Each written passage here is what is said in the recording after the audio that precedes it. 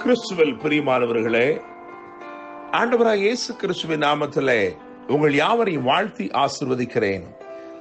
இந்த நாளுக்கென்று தேவன் நமக்கு அருளி இருக்கும் ஜீவ வார்த்தை ஏசாயா தீர்க்க தரிசன புஸ்தகம் 55ஆம் அதிகாரம், அதிலே 13வது வசனம். முட்செடிக்கு பதிலாக தேவதாரு விருட்சம் முளைக்கும், காஞ்சொரிக்கு பதிலாக மிருது செடி எழும்பும். என கேட்கிற தேவனுடைய பிள்ளைகளே, கர்த்தருக்கு நித்திய கீர்த்தியை உண்டாக்கும் ஒரு நன்மை, நித்திய அடையாளமாய் காணப்படுகிற நன்மைகள், இவைகளை இந்த நாளிலே தேவன் உங்களுக்காக முளைக்க பண்ண போகிறார். என கேட்கிற தேவனுடைய பிள்ளைகளே, இந்த வசனத்தை தேவன் நமக்கு இன்றைக்கு வாக்குத்தத்தமாய் அருளி இருக்கிறபடினால் நான் நம்புகிறேன், விசுவாசிக்கிறேன், உங்கள் வாழ்க்கையிலே சத்துரு விதைத்த தீமைகளை தேவன் இன்றைக்கு நன்மையாக மாற்றுகிறார். எவைகள் உங்களுக்கு அபகீர்த்தியை உண்டாக்கும் என்று நீங்கள் நினைத்தீர்களோ, அவைகளே உங்களுக்கு நித்திய நன்மையாக, நித்திய அடையாளமாக மாறும் ஒரு நாளாய் இந்த நாள் இருக்கிறது. தேவனுடைய பிள்ளைகளே, நீங்கள் வேதத்தில் வாசித்து பார்க்கும் பொழுது, பழைய ஏற்பாட்டா இருக்கட்டும், புதிய ஏற்பாடா இருக்கட்டும், நீங்கள் அதில் வாசிக்கும் பொழுது நம்முடைய தேவன் தீமைகளை எல்லாம் நன்மையாய் மாற்றுகிற தேவனாய் இருக்கிறார். இப்படியாக நீங்கள் வாசிக்கலாம். ஆதியாகமத்தின் புஸ்தகம் கடைசி அதிகாரத்திலே அழகாக யோசிப்பு சொல்லுகிறான், நீங்கள் எனக்கு தீமை செய்ய நினைத்தீர்கள், ஆனால் தேவனோ அதை நன்மையாக முடிய பண்ணினார் என்று சொல்லி. எனவே நான் நம்புகிறேன், விசுவாசிக்கிறேன், முட்செடிக்கு பதிலாக தேவதாரு விருட்சங்கள் முளைக்கும்படி தேவன் செய்கிறார். காஞ்சொரிக்கு பதிலாக மிருது செடி எழும்பும்படி தேவன் செய்கிறார். என கேட்கும் தேவ பிள்ளைகளே, பழைய ஏற்பாட்டிலே பார்க்கும் பொழுது ஒரு சூளையின் அனுபவத்தை பார்க்கிறோம். சாத்ராக், மேஷாக், ஆபேத்நேகோ என்பவருடைய வாழ்க்கையிலே ஒரு சூளையின் அனுபவம். ஆனால் அந்த சூளையின் அனுபவத்தை தேவன் சாட்சியின் அனுபவமாய் மாற்றினார்.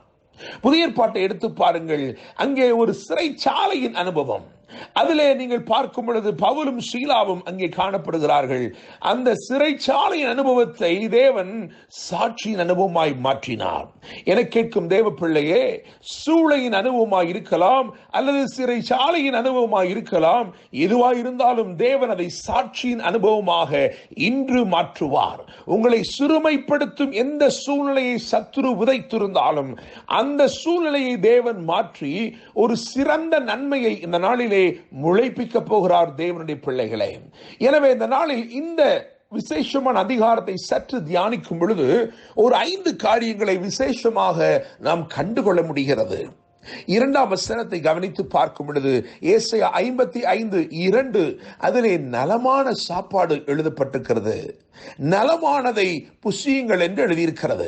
என கேட்கிற தேவனுடைய பிள்ளைகளே, தேவன் நமக்கு நலமானவைகளை இந்த நாள் முழுவதும் தந்து நம்மை நடத்தும்படிக்கு விரும்புகிறார். வனாந்தரத்திலும் அவர் தம்முடைய ஜனத்தை வானத்து ஆகாரத்தால் போஷித்தார். எனவே இன்றைக்கு தேவன் உங்களுக்கு நலமானதை அருளப் போகிறார். நீங்கள் உட்கொள்வது எல்லாம், நீங்கள் உங்களுக்கு நேரிடுகிறதெல்லாம் நலமானதாய் இருக்க போகிறது. காரணம், அவர் நலமானதை அருளி நடத்த விரும்புகிறார். 2ஆவதாக 3ஆம் வசனத்தை கவனிக்கும் பொழுது அங்கே நிச்சயமான கிருபைகள். என கேட்கும் தேவ பிள்ளையே, உன்னை நடத்தும்படி நலமானவைகளை தருகிற தேவன் உங்களை நிலைக்க செய்யும்படிக்கு, நிலைநிறுத்தும்படிக்கு நிச்சயமான கிருபைகளை அருளுகிறார். 3ஆவதாக 4ஆம் வசனத்தை கவனிக்கும் பொழுது அங்கே நன்மைக்கு ஏதுவான நினைவுகள் என்று எழுதியிருக்கிறது. உங்களுக்கு நன்மை செய்யும்படிக்கு தேவன் உங்கள் பேரிலே நினைவாய் இருக்கிறார். எனவே முதலாவது நலமான சாப்பாட்டை அருளி அல்லது நன்மையானவைகளை அருளி உங்களை தேவன் நடத்த விரும்புகிறார். 2ஆவதாய் நிச்சயமான கிருபைகளை தந்து உங்களை நிலைக்க செய்ய விரும்புகிறார். 3ஆவது உங்களை குறித்து நினைவாய் இருக்கிறார். எதற்காக என்று சொன்னால் உங்களுக்கு நன்மை செய்யும்படிக்கு.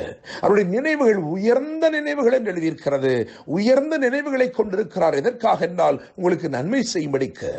4ஆவது காரியமாய் 10ஆவது வசனத்தை கவனிக்கும் பொழுது அங்கே ஒரு நனைக்கும் மழை, பூமியை நனைக்கும் மழை என்று எழுதியிருக்கிறது. விதையையும் விளைச்சலையும் பெருகச் செய்யும் தேவனாய் இருக்கிறார். எனவே முதலாவது உங்களை நடத்த விரும்பி நலமானதை அருளுகிறார்.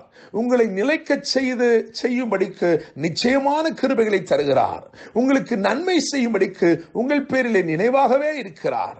நான்காவதாக உங்களை நிரப்பும்படிக்கு ஒரு நனைக்கும் மழையை அனுப்புகிறார். தேவனுடைய பிள்ளைகளே, விதையும் நிரம்பி இருக்கிறது, விளைச்சலும் நிரம்பி இருக்கிறது. இதுவே தேவனுடைய செயலாயிருக்கிறது.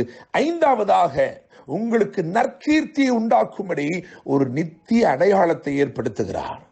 முச்செடிதான், ஆனால் தேவதாரு விருட்சமாய் அது முளைத்து மாறி வருகிறது. காஞ்சொரிதான், ஆனால் அதற்கு பதிலாக மிருது செடி எழும்புகிறது. என கேட்கும் தேவனுடைய பிள்ளையை, கவலைப்பட வேண்டாம். விதைக்கப்பட்டது முச்செடி ஆயிருக்கலாம், விதைக்கப்பட்டது காஞ்சொரி ஆயிருக்கலாம், ஆனால் விளைச்சல் எப்படி இருக்கிறது தெரியுமா? தேவதாரு விருட்சமாகவும் மிருது செடியாகவும் எழும்புகிறது. இன்னைக்கு தேவன் உங்களுக்காக நன்மையை முளைக்க பண்ணி அந்த நன்மையை பெரிய விருட்சம் போல் எழும்ப செய்கிற ஒரு நாளாயிருக்கிறது. தீமைகளை எல்லாம் நன்மையாய் மாற்றுகிறார். உங்கள் துக்கம் சந்தோஷமாய் மாறுகிறது. கர்த்தர் தாமே இந்த வார்த்தைகள் மூலமாய் இன்று உங்களை ஆசீர்வதித்து மேன்மைப்படுத்துவாராக. என்றும் அன்புடன் pastor Daniel Moses. God bless you.